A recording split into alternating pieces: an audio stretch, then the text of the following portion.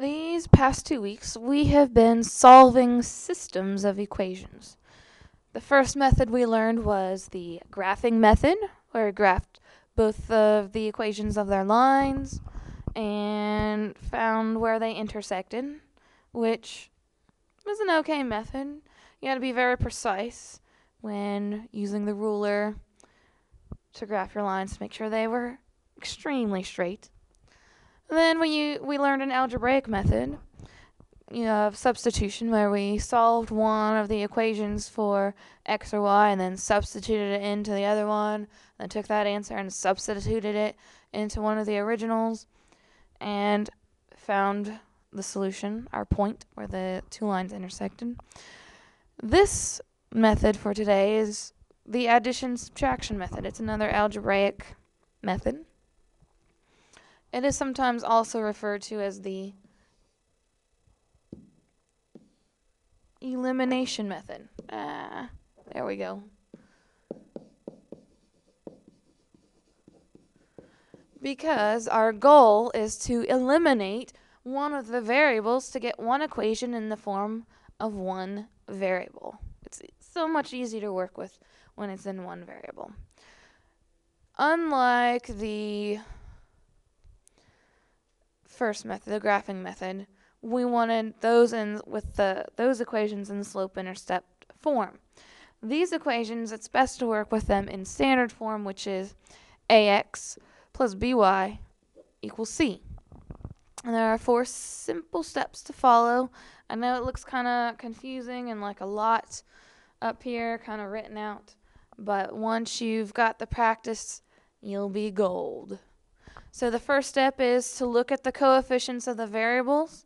If they are opposites, meaning the signs of them are opposite, you're going to add the equations to eliminate one of the variables. If the coefficients are the same, but their signs are also the same, you're going to subtract the equations to eliminate one of the variables. Then you're going to solve the resulting equation for the variable. Then you're going to substitute that value in. So we're going to use a little bit of that knowledge from substitution here and solve for that unknown variable. And then you're going to check your solution. Always check your work. So here we have 3 examples. And the first one you can see is set up already in standard form. We have ax plus by equals c. We notice, what you're going to notice or what you're going to look for is you're going to look at the coefficients, the numbers out in front of your x or your y, and you're going to find the ones that are the same. And if we look at the y's, they both have a 7. Then you're going to look at the signs. Are the signs the same or are they opposite? In example A, the signs are the same. So if they have the same sign, you are going to subtract. S and S, same sign, subtract.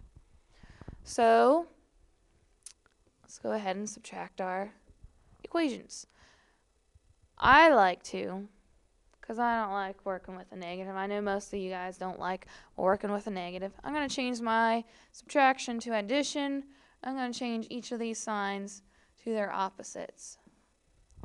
So I can add, because I like to add. So I have 2x plus 5x, 7x. 7 plus a negative 7, they cancel out. You don't need to write 0. You can if you want, but it's not really necessary. Equals negative 5 plus 12 is 7. So you subtract. We eliminated our y's. Now we're going to do step 2 and solve for this x. So we're going to divide both sides by 7. X equals 1. Remember, that's only half of the answer. You then need to take your x equals 1, choose one of those 2 equations, and substitute it back into. I'm going to substitute it into the top one, so I have 2 times 1 plus 7y equals negative 5. I'm going to go ahead and solve this. 2 times 1 is 2. We're going to subtract 2 from both sides, so we have 7y equals negative 7. Divide both sides by 7. Y equals negative 1. And this is the second half of our solution. Remember, class, I like to see your solutions as a point. So we have x is 1, y is -1, the point 1, -1. So that is the process you want to follow. Can't talk today. Yeah. Let's look at example B. We have x minus y equals -5, x plus y equals 15. In this case, you have your choice. X's both have 1's in front of them, y's have 1's in front of them. But since the last time, in the first example, both of our signs were the same, we subtracted. This time I'm going to go ahead and eliminate the y's again because our signs are opposite. Opposite signs you add. So x plus x, 2x. The y's are going to cancel out. -5 plus 15 is equal to 10. So we added, eliminated the y's. Now we're going to solve for x. Divide by 2. X equals 5. Half the answer. Halfway there. Take that 5, substitute it in. I'm going to substitute it into the second equation because I see that's a minus y. And that means I'd have to divide my answer by a -1 in the end.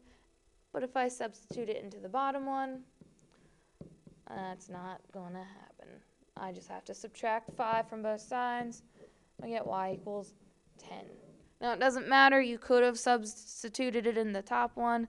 You would get the same answer.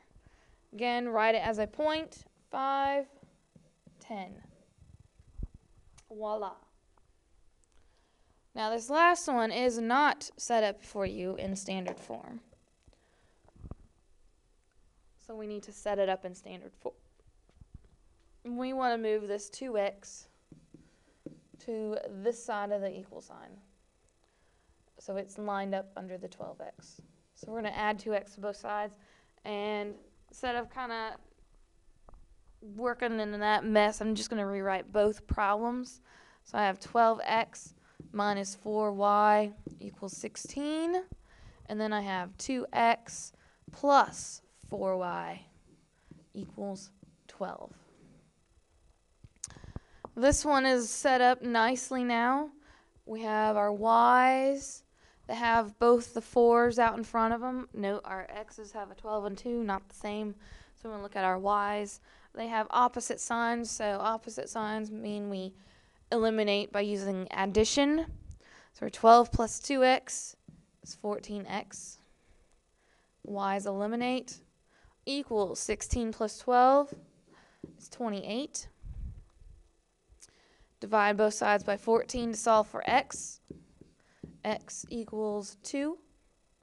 Half the answer. Substitute that back in.